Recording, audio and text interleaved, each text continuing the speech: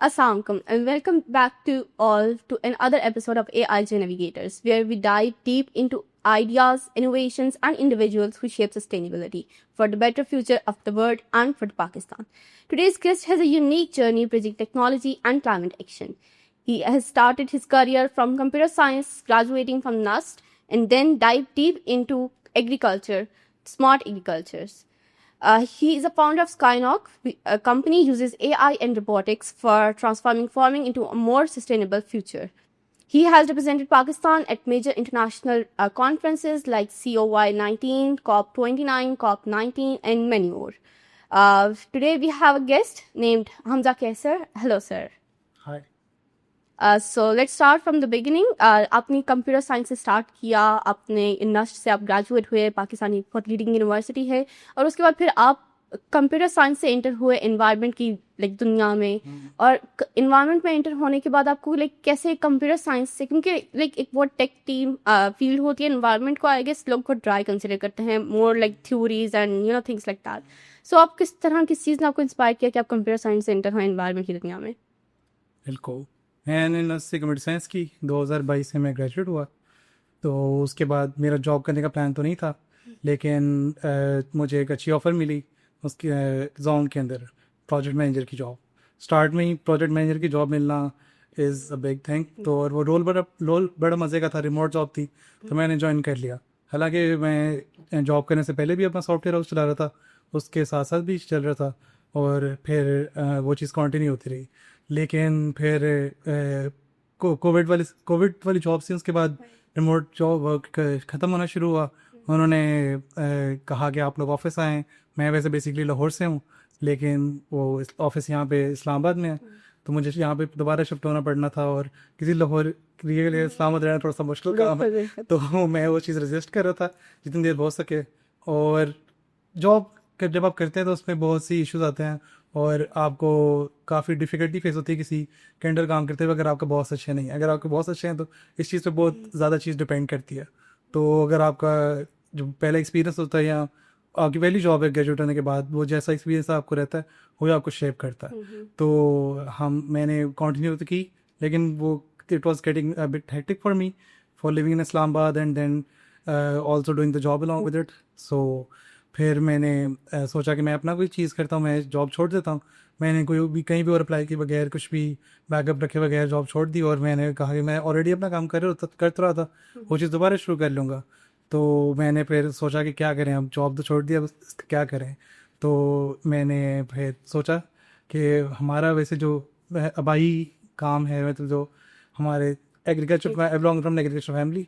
तो वो उसने सोचा कि जो डिग्री की है उन दोनों चीज़ों को कंबाइन क्यों ना किया जाए. बिल्कुल. तो मैंने कंबाइन किया और सोचा कि क्या उसमें हम कर सकते हैं, क्या इनोवेशन कर सकते हैं. तो मैं गांव जाता रहता था कॉन्स्टेंटली, भी जाते रहते हैं, हमारे चक्कर मेरा काफ़ी ताल्लुक़ रहा है. मेरी सारी एजुकेशन लाहौर से है, लेकिन मैंने फिर भी आधी ज़िंदगी लाहौर से बाहर गुजारी है, ट्रैवल करते हुए, या गाँव में या जहाँ भी.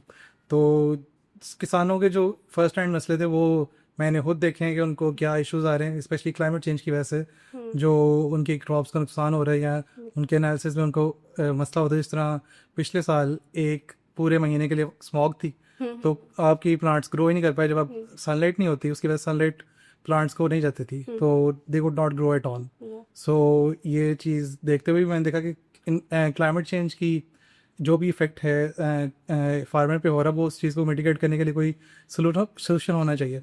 और स्पेशली एआई का यूज़ आजकल के ज़माने में is a very big solution that can be done for this problem. So उसके अलावा जिस तरह रेनफॉल पैटर्न्स चेंज हो रहे हैं, ये भी एआई से प्रोडिक्ट किए जा सकते हैं. हम इस साल भी कांस्टेंट के पहले तो रेनफॉल्स हुई नहीं, फिर कांस्टेंट रेनफॉल्स होती हैं. उसकी वजह से ये मसला होता है कि जब किसान कोई उसकी क्रॉप को कोई भी डिजीज़ लगी हुई है, कुछ भी है, तो वो उसको फर्टिलाइजर को स्प्रे नहीं कर सकता, क्योंकि वो कांस्टेंटली वॉश पे होती है अगर आपकी रेन कांस्टेंट है. तो that are some major challenges that climate change is causing for the farmers. तो इस चीज़ को मैंने देखते हुए फिर मैं सोचा अपनी फील्ड और इस दोनों डोमेन्स को कंबाइन करके कोई सोल्यूशन लाएं. तो मैंने फिर स्काईनॉक की तरफ सोचा, और ये फिर आया फॉर्म हुआ. हाँ जी.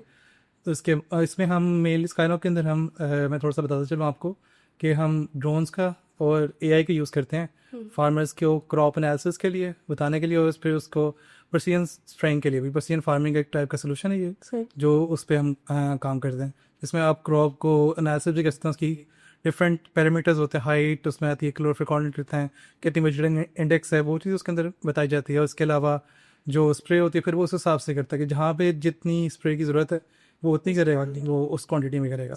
उससे आपका जो है जो आपकी प्रोडक्शन होती है वो भी इंक्रीज़ होती है, और जो आपकी रिसोर्स मतलब जो फर्टिलाइजर यूज़ है या कोई भी पेस्टिसाइड यूज़ है वो 20% कम हो जाता है। तो that is the benefit for the farmer. हाँ जी, फार्मर को बेशक टेक वाली साइड ना भी समझ आए, लेकिन उसको प्रॉफिट समझ आता है। हाँ, जब उसकी क्रॉप इंक्रीज हो रही है और जो उसकी रिसोर्स यूजेज है वो कम हो रही है, तो वो उसकी तरफ ज़रूर जाएगा और उस सोल्यूशन को ज़रूर अडॉप्ट करता है। बिल्कुल। कभी आपको ऐसा फील हुआ कि आपने जैसे project management and jazz is such a big company इन पाकिस्तान, उसको छोड़ दिया जस्ट बिकॉज कि आपको remote and location, because big companies में लोग रिलोकेट होते हैं and because of the job and titles लोग रिलोकेट होते हैं। अब सिर्फ रिलोकेट नहीं हुए, तो कभी आपको इस चीज़ का रिग्रेट हुआ है कि काश अगर आप रिलोकेट हो जाते तो आज आप GM होते जैज में मे बी? तो आपको कभी इस चीज़ का रिग्रेट हुआ? मेरा जॉब करने का प्लान था ही नहीं, मतलब स्टडी करना। दैट वाज ओनली बिकॉज क्योंकि रोल काफ़ी अच्छा था, starting salary was really good, it was the highest among all my peers in that degree. और उसके अलावा मतलब रोल रिमोट था। ये 3 मेन चीज़ें थी कि मैंने कहा कि मतलब it's no harm in trying it, क्योंकि वो रिमोट भी है और वो चीज़ कर सकते हैं, तो फिर इसलिए मैंने ज्वाइन कर ली। हालांकि मेरा प्लान कभी भी नहीं था जॉब करने का, और अपना ही काम करने का प्लान था। फिर बाद में भी उसी साइड पे और इसी को कंटिन्यू की।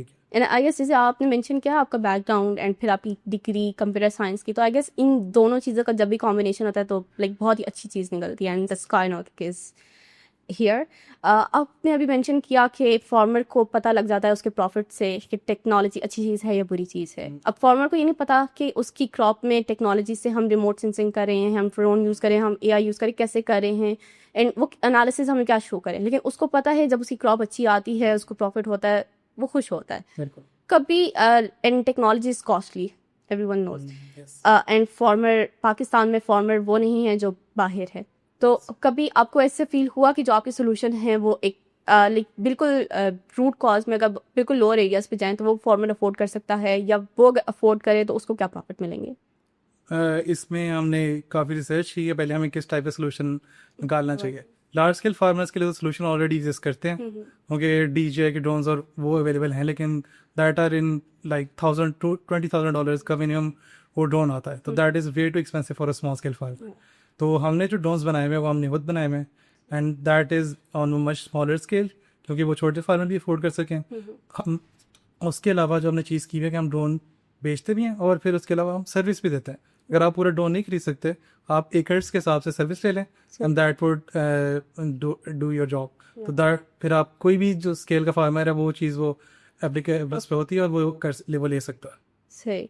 आपने लाइक आपके कोई ऐसे फार्मर क्लाइंट्स हैं जो आपके इस सोल्यूशन से बहुत खुश हुए हैं, लेकिन उनको बहुत प्रॉफिट हुआ है, एंड वो प्रमोट करते हो, क्योंकि पाकिस्तान में फार्मर इतना एजुकेटेड नहीं है, उसको टेक्नोलॉजी AI का इतना नहीं पता। तो आपके कोई ऐसे क्लाइंट्स हैं जो बहुत ही खुश हुए हैं, वो प्रमोट करते हो AI को? AI को ऐसा प्रमोट तो नहीं करेंगे, उनको अंडरस्टैंडिंग नहीं होती, लेकिन जो अगर उनको टेक समझ नहीं भी आती ना, उनको प्रॉफिट तो समझ आता है। जो इस तरह मैंने पहले बात की, अगर उनको इन द एंड उस चीज़ को यूज़ करने से प्रॉफिट हो रहा है तो वो उस चीज़ को बिल्कुल प्रमोट करते हैं। उसके अलावा हमारी जो लोकल कम्युनिटी है उसमें ये है कि अगर आपके साथ वाले ने कोई चीज़ की है तो स्पेशली गांव में वो चीज़ कंपटीशन में आके लोग करते हैं। तो हमारा मेनली जो ऑपरेशनल एरिया वो नारोवाल है, उसके अंदर हम ऑपरेशनल है, तो वहाँ पे अगर किसी एक गांव में कोई एक बंदा करता है ना, तो फिर उसके इर्द गिर्द देखते हुए लोग करते हैं, बेशक उनको वो चीज़ समझ आ रही हो ना आ रही हो, कंपटीशन में भी उससे बड़े स्केल पे करने की कोशिश करते हैं और वो चीज़ लोग करते हैं।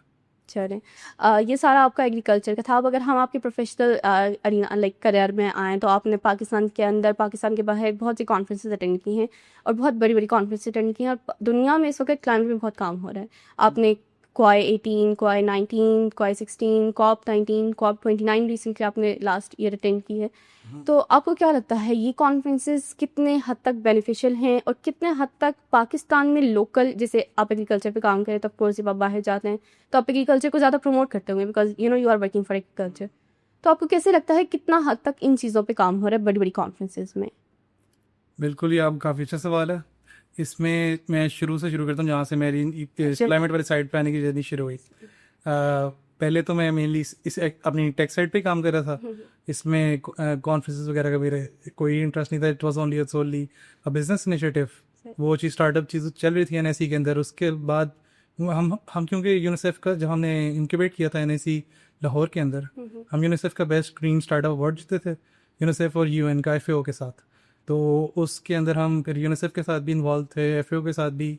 तो वो चीज़ को पार्टनरशिप कंटिन्यू रही। जब कोई 18 की बारी आई तो मुझे यूनिसेफ वालों की तरफ से ईमेल आई कि आप कोई 18 के लिए रजिस्टर करें, मतलब अप्लाई करें। तो मैंने अप्लाई किया और मैं सेलेक्ट हो गया। तो यूनिसेफ ने मुझे सपोर्ट किया बाहर जाते हुए। इस तरह वो बाहर जाने की मेरी जर्नी शुरू हुई वहाँ से।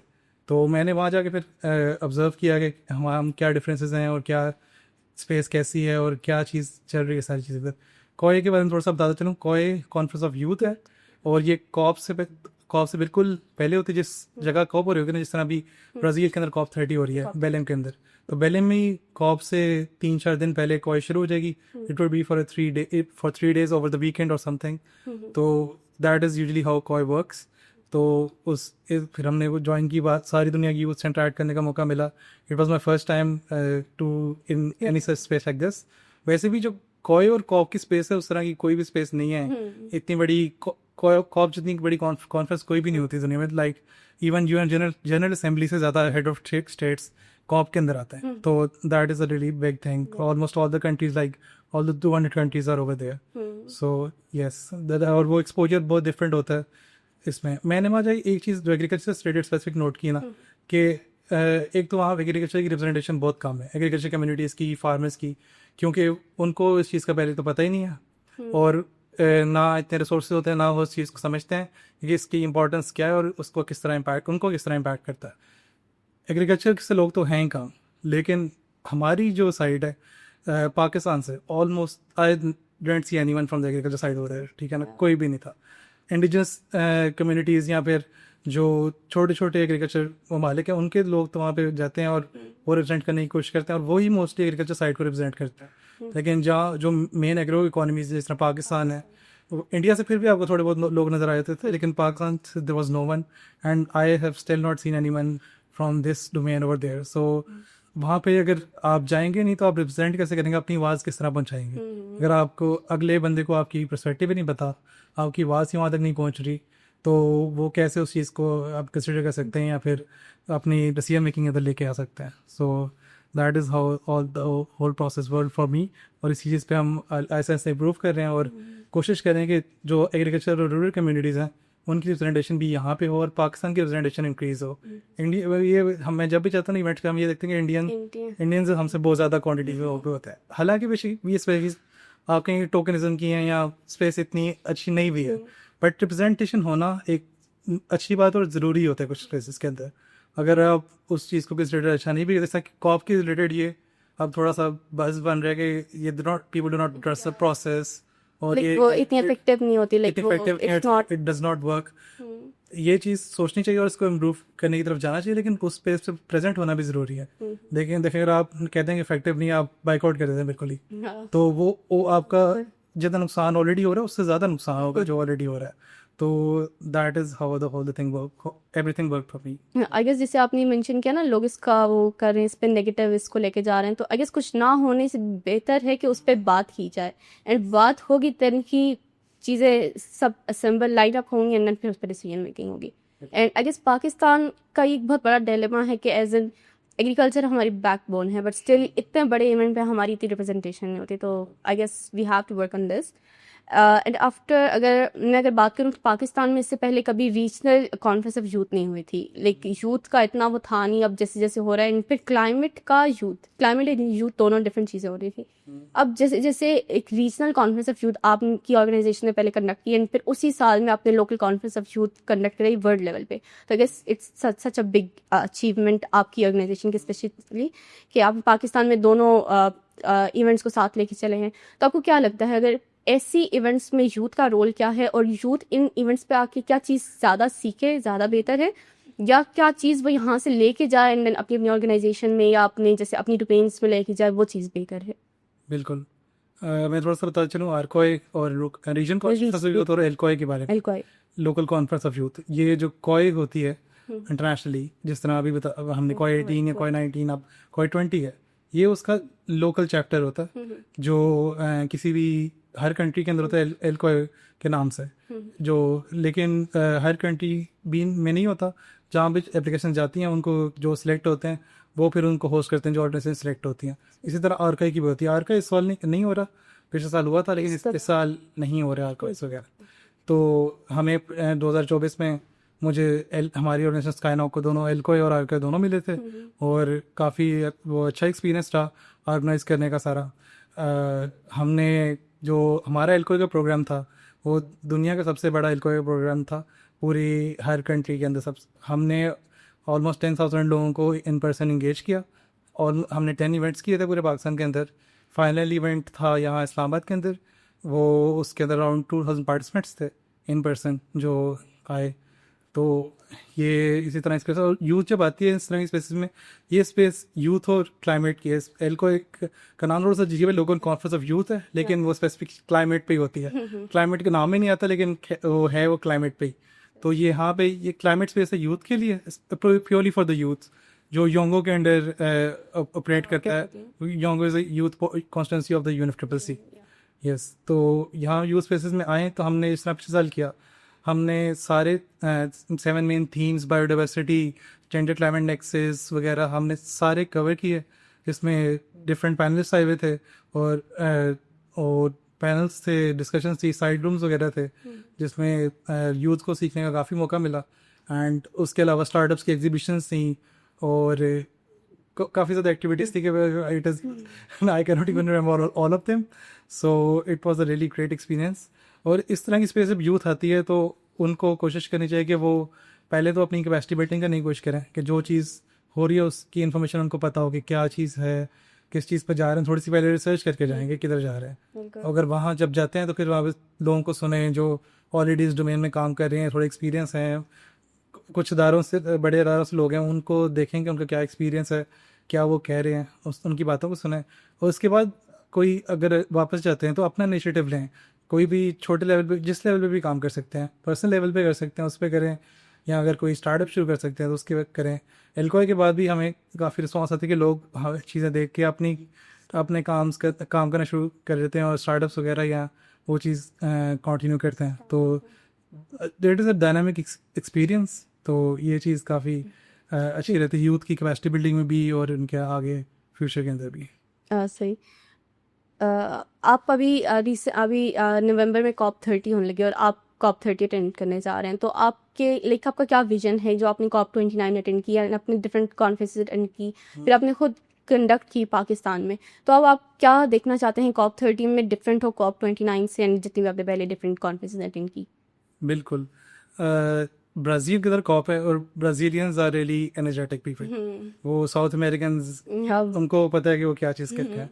इवन जब हम COP29 में थे तो आई रिमेंबर जब लास्ट COP29 का डिसीजन मेकिंग हो रही थी, ब्राज़ीलियन नेगोशिएटर वहाँ पे भी इतना फियर्सली नेगोशिएट कर रहा था। वो कह रहा था कि अगले साल, I still remember his words, के अगले साल हमारे पास कॉप आएगी, और अगले साल ट्रम्प होगा। He already he word all this, he had it this in mind. मतलब इतनी उसकी अच्छी फॉरवर्ड थिंकिंग सब कुछ था। तो अगर अभी हम इस साल वो डिसीजन नहीं लेते, जब हम तब 300 ट्रिलियन और 1.3 ट्रिलियन जो फाइनेंस की स्कीज की बात हो रही थी, तो वो कहता है अगर अभी हम उस डिसीजन पे कोई एग्रीमेंट नहीं करेंगे तो ट्रम्प के बाद बिल्कुल भी एग्रीमेंट नहीं होगा। तो उसने पुश करवाया, और उसने ये चीज़ 300 ट्रिलियन वाली चीज़ एटलीस्ट करवा के छोड़ी कि ताकि फिर ब्राज़ील में जाके उस पर कोई बात हो सके। तो मुझे आई एम प्रीटी श्योर कि ब्राज़ील वाली कॉप अच्छी होगी। अभी उन लोगों को कुछ इश्यूज वहाँ पे आ रहे हैं, जिस तरह रहने के और वो सारे लॉजिस्टिकल इश्यूज, स्पेशली हमारे लिए। जिस तरह पिछली कॉप पहली 28 दुबई में थी और 29 अजरबैजान, दोनों हमारे लिए कंफर्ट जोन के अंदर। दुबई भी हमारे कंफर्ट जोन, सारे पाकिस्तानी आप उर्दू बोल रहे हैं, रास्ते हर चीज़ आपको वहाँ पाकिस्तान को मिल जाती है। Azerbaijan is very friendly to Pakistanis. हमें तो वहाँ पे अजरबैजान में जो प्रोटोकॉल मिला है शायद ही कहीं पे मिलता, और पाकिस्तानीज़ को बहुत अच्छा ट्रीट किया था। हमारा पवेलियन सबसे फ्रंट पे था और सबसे बड़ा पवेलियन था अजरबैजान। हमारा और टर्की का pavilion, they were the biggest pavilions, और वो काफ़ी उन्होंने प्रोटोकॉल दिया। वैसे भी in general Azerbaijan is really friendly and really friendly towards Pakistanis and all। तो ये काफ़ी वो अच्छा एक्सपीरियंस हुआ। अब ये जो COP30 है थोड़ी हमारी कंफर्ट जोन के बाहर हो। एंड ज्योग्राफी देखी जाए तो geography is also tough. Yes, geography is tough. वो वहाँ पे मैं मतलब ऑलमोस्ट रेन रहती है हर टाइम, बारिश है। अमेज़न आई गेस, अमेज़न के बीच में है वो सिटी, बिल्कुल पोर्ट सिटी है बेलेम, और उसके इर्द गिर्द सारा अमेज़न जंगल है। यस, तो उस पे हर टाइम मतलब बारिश रहती है, दैट इज़। और वेदर थोड़ा अजीब सा होगा, उनका ट्रांसपोर्ट सिस्टम या रोड सिस्टम इतना अच्छा नहीं है, और कुछ बारिश की वजह से फिर और भी मुश्किल होती है। सो लेट्स सी कि वो लॉजिस्टिकली उसको कैसे मैनेज करते हैं। वो उनकी तरफ से, प्रेसिडेंसी की तरफ से काम तो काफ़ी चल रहा है, लेकिन इन फाइनल देखते हैं कि क्या चीज़ बनती है। उनके जो अकोमोडेशन है वो चीज़ वाला काफ़ी इशू चल रहा है, लेकिन मुझे ये पता है कि जो भी इशू होगा वो कॉप को अच्छी तरह एग्जीक्यूट करेंगे। जो उसकी मेन चीज़ है कॉप में, नेगोशिएशंस और डिसीजन मेकिंग, उसको वो अच्छी तरह एग्जीक्यूट करेंगे, और आगे वो सोल्यूशन अच्छा निकलेगा जो मर्जी होगा। हालांकि बेशक ग्लोबल साउथ की रिप्रेजेंटेशन जो है वो शायद थोड़ी कम हो, क्योंकि it is really expensive specially for this people of global south. और ब्राज़ील का ये भी चीज़ है कि COP27 थी इजिप्ट के अंदर, और ब्राज़ील में अब COP30 है। ये दोनों ब्रिक्स की काफ़ी मेन पावर्स हैं। हाँ जी, और साथ चाइना और G77 का ग्रुप, अभी मैं SP62 में था बॉन के अंदर। चाइना और G77 का ग्रुप काफ़ी ज़्यादा स्ट्रॉन्ग रहा है, और उसकी डिसीजन मेकिंग पे काफ़ी ज़्यादा इम्पैक्ट होता है। तो लेट्स सी कि वो G77 ब्रिक्स वगैरह क्या प्रोड्यूस करता है और किस तरह इसका आउटपुट रहता है, सब कुछ। सर, अगर आप एक ऐसा एक्शनेबल, क्योंकि जैसे COP29 हुई एंड उसका एजेंडा क्लाइमेट फाइनेंस से रिलेवेंट था, उसमें बहुत सारे सॉल्यूशंस प्रेजेंट किए गए, लेकिन हर सॉल्यूशन बैंकेबल प्रोजेक्ट नहीं होता। एंड बैंकेबल एंड नॉन बैंकेबिलिटी में बहुत डिफरेंस होता है, एंड आई गेस ऑर्गेनाइजेशन को ये समझना चाहिए। तो आप एक ऐसा रियल एक्शनेबल अगर आप सोल्यूशन दें जो कि एक गैप फिल करे क्लाइमेट पॉलिसी और क्लाइमेट एक्शन, क्योंकि आई गेस हर जगह पे, दुनिया में हर जगह पे climate action and climate policy में बहुत डिफरेंस है, और climate policy and climate action का गैप फुलफिल करना ही बहुत ज़रूरी है। तो एक ऐसा रियल एक्शनेबल सोल्यूशन आप क्या देंगे? बिल्कुल, इस पे मैं वो जॉब वाली बात भी दोबारा करना चाहूँगा। उसको लिंक करते हुए मैंने भी पॉलिसी पेपर पब्लिश किया, तो वो बिल्कुल इसी टॉपिक के ऊपर है। हम कब तक ग्लोबल नॉर्थ की तरफ देखते रहेंगे कि वो हमें फंडिंग दे या टेक्नोलॉजी ट्रांसफ़र दे? हमें साउथ साउथ कॉपरेशन, जो डिफरेंट साउथ कंट्रीज़ हैं, उनको ही आपस में कॉपरेट करना चाहिए, और जो उत्तरी टेक्नोलॉजी ट्रांसफ़र है उस चीज़ पे हमें काम करना चाहिए। That is a really easier and much faster solution that we can implement. और इसके साथ साथ हमें लोकल लेवल पे एंटरप्रेन्योरशिप और लोकल सॉल्यूशंस को ना प्रमोट करना चाहिए। जिस तरह हम जॉब या ग्रीन स्किल्स उस चीज़ को प्रमोट कर रहे हैं, लेकिन हमें साथ साथ इसको डेवलप करना चाहिए लोकल बिजनेसेस के लिए, और लोकल इस तरह की सॉल्यूशन और स्टार्टअप्स बनाए जाए जो अपने सेल्फ सस्टेनिंग भी हों और वो कोई क्लाइमेट प्रॉब्लम सॉल्व भी कर रहे हों। जिस तरह हमारा स्टार्टअप है, या और भी कई स्टार्टअप्स हैं, कई लोग पेपर से पेंसिल बना रहे हैं, या जीबी में इंडिजिनस नॉलेज का काफ़ी ज़्यादा काम है। इंडिजिनस नॉलेज को भी कपल अप करें, और लोकल लेवल पे अगर बिजनेस लेते हैं और बिजनेस को इस्टेब्लिश किया जाता है तो उसका इम्पैक्ट ज़्यादा होता है। सो that is what I think is the maximum benefit that we can get from any sort of solution. जैसे भी आपने बात की कि हम कब तक ग्लोबल नॉर्थ की तरफ देखते रहेंगे, तो आई गेस पाकिस्तान को या हर कंट्री को खुद से चीज़ें डेवलप करनी चाहिए। जैसे मैं देख रही थी कि अब लोगों ने दरख्त काटने की बजाय पत्ते जो गिरते हैं उनसे पेपर बनाना स्टार्ट कर दिया। तो आई गेस ऐसे जब छोटी छोटी चीज़ें, छोटे छोटे आइडियाज़, छोटे छोटे स्टार्टअप मिलते रहेंगे तो एक बहुत बड़ा चेंज आएगा। और क्लाइमेट चेंज में आई गेस छोटी चीज़ें मिलेंगी तभी एक बड़ा चेंज आएगा। मतलब हम अगर फाइनेंस को देखते रहें, बाकी रिसोर्सेज को देखते रहें, ग्लोबल नॉर्थ या टेक्नोलॉजी को, तो आई डोंट थिंक सो कि इतना बड़ा चेंज आ सकता है। तो आई गेस आपका सोल्यूशन बहुत अच्छा। अब हम चलते हैं रैपिड फायर राउंड की तरफ। ये थोड़ा फन होगा। अभी तक हमने बहुत प्रोफेशनल बहुत बातें करी। हम नॉर्थ भी गए, ग्लोबल नॉर्थ में हम इंटरनेशनल कॉप्स में गए। तो अब हम आपसे थोड़े से सवाल करते हैं आपके इंटरेस्ट के अकॉर्डिंग। अगर आप कॉप के जितने भी एक्सपीरियंस थे उनको वन वर्ड या वन लाइन सम अप करें तो आपका क्या एक्सपीरियंस था कॉप का? ओवरवेलमिंग। हाँ, यस, ओवरवेलमिंग एंड डाइवर्स, ये दोनों चीज़ें कि स्पेशली कॉप 28 के बाद it was the biggest COP अभी तक जो हुई है। और मेरे लिए वो तो ऐसा एक्सपीरियंस था कि वो वापस आके आपको फील होता है कि आप पता नहीं किस जगह से वापस आ गए, मतलब इतनी और इस तरह की पाकिस्तान आ गया और आपको ज़्यादा डिप्रेस और अजीब सी, it was a different feeling after COP 28। It was a very really overwhelming for me. अगर आप AI powered global project launch करें अदर देन पाकिस्तान, एग्रीकल्चर से रिलेटेड, तो आप किस कंट्री को चूज़ करेंगे? सऊदीया के अंदर ऑलरेडी हम मिडिल ईस्ट की तरफ एक्सपैंड कर रहे हैं। शारजा के अंदर हमने ऑलरेडी पायलट प्रोजेक्ट कर लिया और हम सऊदीया की मार्केट को भी टारगेट कर रहे हैं। वहाँ पे भी मार्केट रिसर्च चल रही है, तो अब सऊदीया की तरफ एक्सपैंड करेंगे। चलिए, एक ऐसा क्लाइमेट लीडर जिसके साथ आप कोलैबोरेट करना चाहते हैं फर्दर प्रोजेक्ट्स के लिए? फर्दर प्रोजेक्ट्स के लिए I really love Simon Stiell, if you know, जो उनकी जो उसका बोलने का तरीका है ना, आई एम अ फैन। बाकी and he is a really good person. उसको कई दफ़ा मैं कॉप के अंदर मिला भी हूँ और मतलब I really love that guy. Okay. एक ऐसा अंडररेटेड क्लाइमेट सोल्यूशन, जैसे भी आपने सोल्यूशन दिया, और बहुत से सोल्यूशन हैं, बहुत से प्रोजेक्ट्स हैं, लेकिन एक ऐसा सोल्यूशन जो आपको लगता है बहुत अंडररेटेड हो?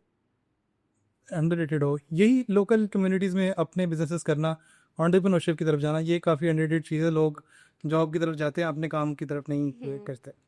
अगर आपके पास नेक्स्ट कॉप 30 में आप जा रहे हैं और आपको ह्यूमन का फ्लोर दिया जाए 30 सेकंड के लिए, तो आपकी वन लाइनर क्या आप कहेंगे? एक्शन एक्शन एक्शन, कि it's not already too late, 1.5 limit has already been crossed and we don't have any more time for any of these discussions. We need action now. Like policy पे हमने बहुत बात कर ली, हर चीज़ पे बहुत बात की है, ये चीज़ चलती रहेगी, बट एक्शन की तरफ अब हमें चाहे। कॉप 28 में भी ये स्लोगन था, लेकिन it has still not been operationalised. मुझे याद है जो यूएन क्लाइमेट चेंज के सेक्रेटरी जनरल हैं, उनकी स्टेटमेंट थी, now the era of global boiling start, now it's gone the days when we say it's the era of global boiling, and so I guess वो boiling हमें ख़त्म करने के लिए हमें एक्शन ही लेना पड़ेगा। बहुत सी क्लाइमेट पॉलिसीज़ हैं, बहुत सी क्लाइमेट प्रोजेक्ट हैं, लेकिन I guess action is one thing we are missing. So it's very nice to talk. बहुत मज़ा आया आपके साथ बातें करके, आपके एक्सपीरियंस को जान के। कॉप 30 में अभी आप जा रहे हैं, होप्स हो कि वो भी बहुत अच्छा एक्सपीरियंस हो, रिगार्डलेस के अमेज़ॉन के जंगल में क्योंकि बारिश ऑफ कोर्स होगी एंड नवंबर का नवंबर में कॉप 30 होगी, तो हम उम्मीद करते हैं कि आपका बहुत अच्छा एक्सपीरियंस जाए। और आप आखिर में अगर कुछ कहना चाहें, एक ऐसी होप या एक ऐसा एक्शन जो कि हमारे सुनने वालों के लिए बहुत ही एक फ़ायदेमंद चीज़ हो? अपनी तरफ से पर्सनल कैपेसिटी में आप जितना काम कर सकते हैं ना, उसकी तरफ वो काम करें। आप नहीं देखें गवर्नमेंट की तरफ से, या गवर्नमेंट नहीं देखे ग्लोबल नॉर्थ की तरफ। जितना जो इंसान अपनी पर्सनल कैपेसिटी में काम कर सकता है, बेशक आप अपने पर्सनल लेवल, अपने लेवल पे ही काम कर सकते हैं कि मैं अपना कार्बन एमिशन फुटप्रिंट या कम करता हूँ, तो उस चीज़ पे काम करें। I think that can greatly reduce the whole footprint of the world. Yes. Okay, thank you so much, sir, for joining us, for your time, and for sharing your experience of COP. Thank you so much for our viewers for tuning in, and we'll see you in next episode of AI Journey Navigators podcast. Allah Hafiz.